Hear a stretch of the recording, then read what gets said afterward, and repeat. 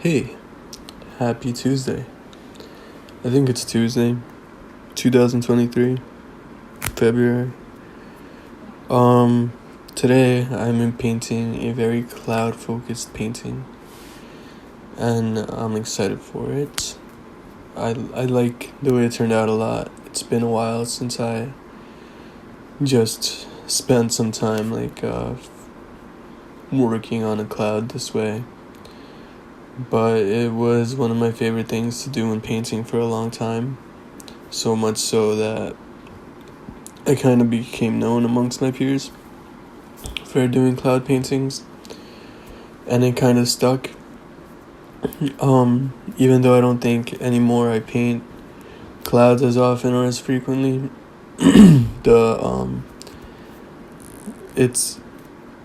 it was a big motif for me, and I guess it did a lot for me. And I guess the foremost reason I love clouds is because they give me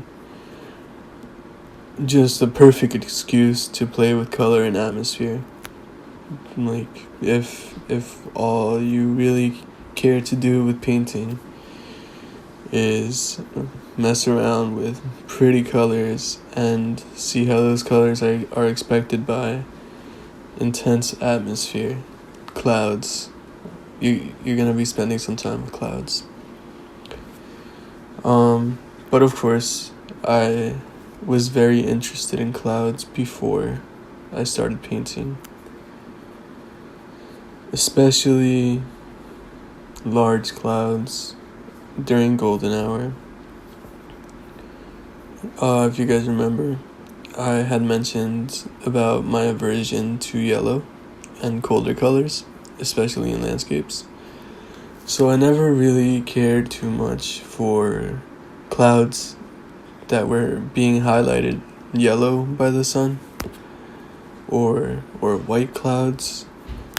I was really just about the very pink clouds, and that pink cloud moment is very quick and very fleeting, but so beautiful, so subtle. It's hard for me to know whether or not it's the subtlety or the color itself that is put onto the cloud that makes it so beautiful for me. I'm gonna guess the subtlety has something greater to do with it, because it's just so soft and gentle, and it's not too different from the giant cotton candy in the sky. But besides the aesthetically pleasing nature of clouds, there's also the fact that they give me a great sense of transcendence, and I am silly for that feeling. Yesterday I mentioned about how I wanted to paint paintings that were made to feel like my favorite songs. And clouds are like a perfect song for me, especially as they go from like the white to the yellow to orange to pink and then into the night. It's so insane. Like, that whole time is just, and like, it's not even bliss. It's like too intense to be peaceful. It's an overwhelming feeling of oneness, I guess, with everything. Because I guess it's a quick way to gain some perspective, you know? You don't really have a good sense of how far away a cloud is from you. But they're high up, they're far, and they're huge. Clouds weigh tons. They weigh tons and tons of pounds. Hundreds of thousands of pounds they can weigh. And they're just floating, gliding across the sky. And it's kind of like interacting. Clouds are being molded by phenomenon in physics that we don't even have to consider, because it's so far out of our scope of our day-to-day reality. And so to think that when you're looking at a cloud, you're looking at something interacting with space and the density of the atmosphere, and it's being so directly hit by the sun, something so far away, and that when you're looking at a very tall cloud, you're looking at the highest point in the cloud is going to be very clear, and slowly as you go down, you're seeing the color get more and more intense, from like white to yellow, and quickly it goes to like orange and red, and finally like a beautiful bright pink. And as you go further down the tall cloud, it just gets more and more intense, the color, and warmer. And that is because the cloud is so tall, it's being hit on like all levels. It's going through all levels of the atmosphere, and we see the large, beautiful gradients that the atmosphere causes for the way that it changes color, for its density. And so and then there's the phenomenon of the way that large clouds flatten out at the bottom. Like that the air that they live in is a lot less dense than the air that we walk around in. And so toward the bottom of a cloud, it's going to level out because they're bouncing off of essentially like the top layer of our dense atmosphere. And so they flatten out. And that kind of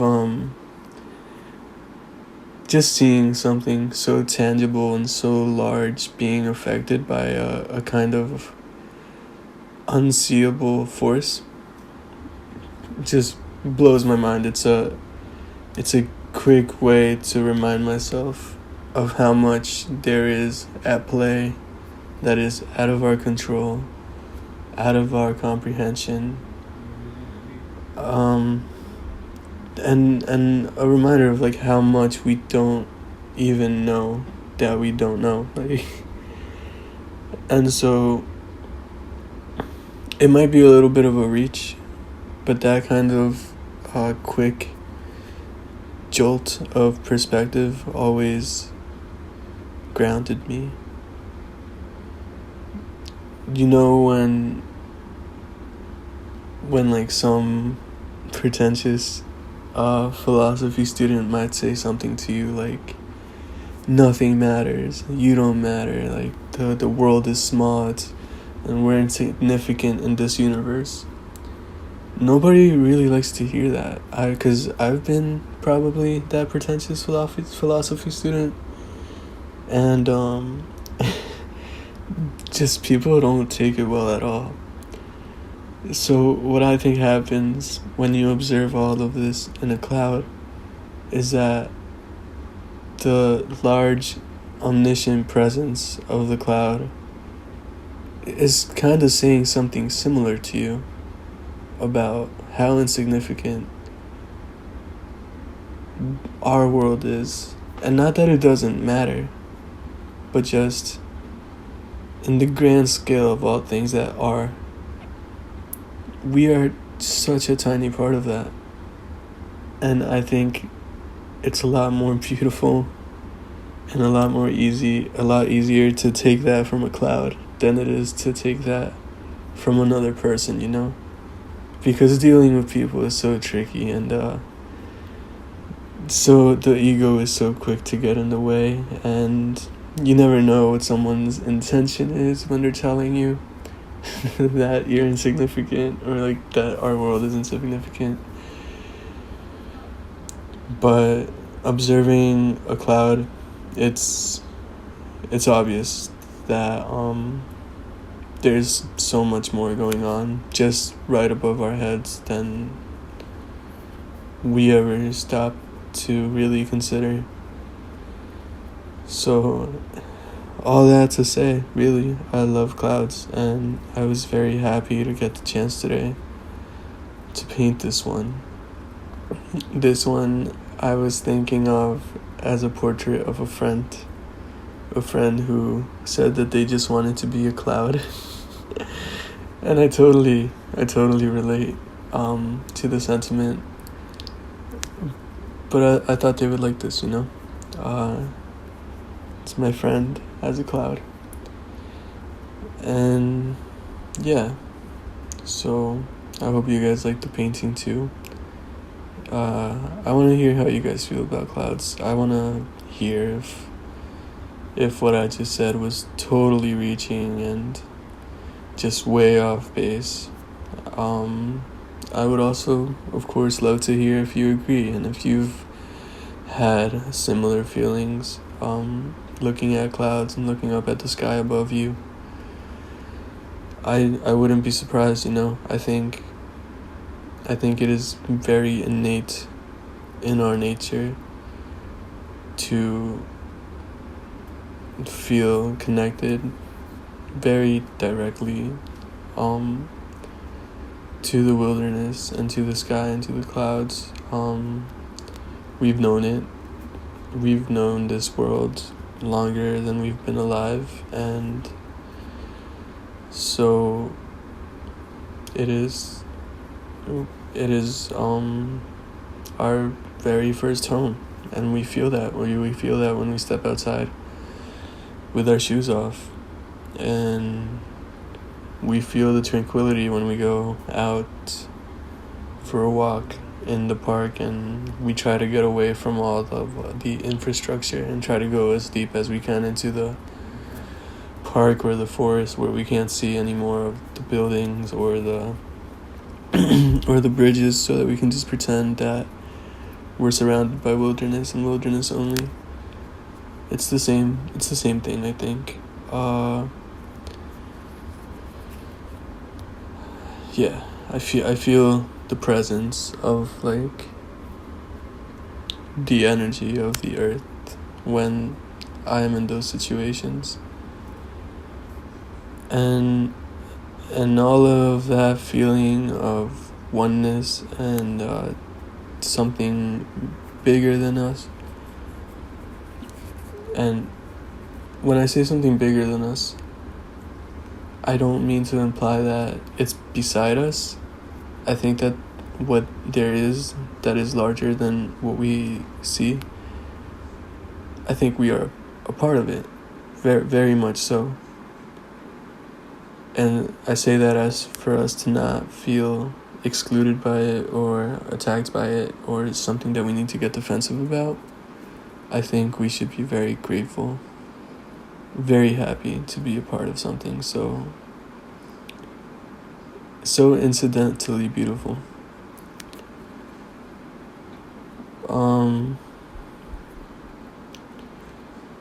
Yeah. So day two of focusing on pure landscapes. Well, I don't know if I could really call this one pure, and when I say pure, it's again trying to get away from the infrastructure and man-made things.